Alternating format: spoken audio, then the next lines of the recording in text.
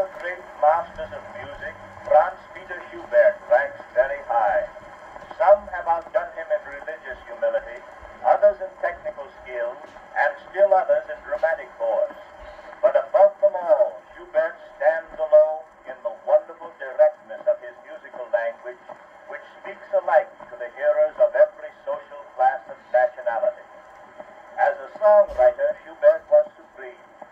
The technique of singing had been understood for almost 2 centuries, but Schubert was the first to define fully its emotional possibilities and to avoid the lyrical style that had heretofore always been used.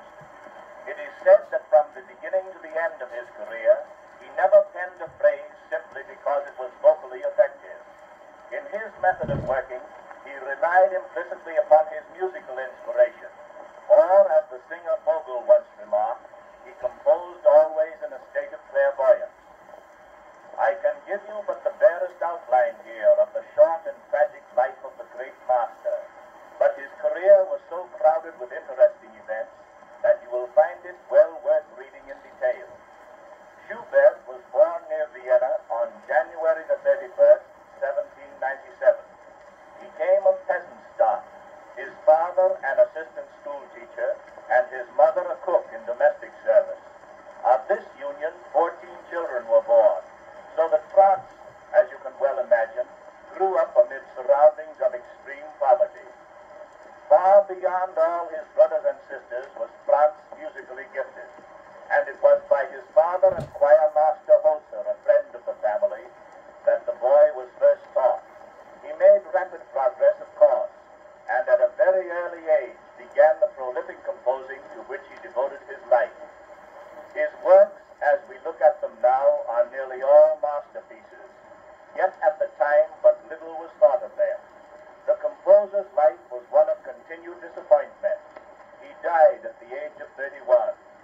Even during the few short years of his maturity, he was hampered by poverty, discouraged by continued ill health, and his efforts to succeed in a cold, unappreciating world. Yet withal, he has placed his name among the immortals.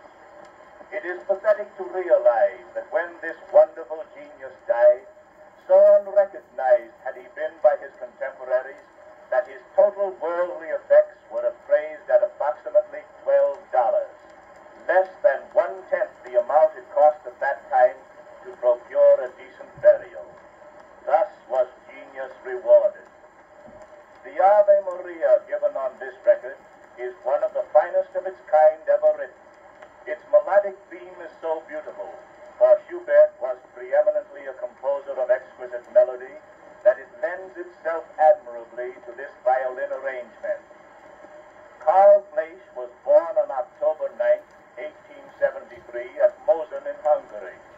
At 6 years, he received instruction in violin playing from the village schoolmaster. At 12 years, he entered the Vienna Conservatorium and left 3 years later crowned with first prize. In 1890, he entered the Conservatoire of Paris and became a pupil of Salzai and later of the famous Marcy.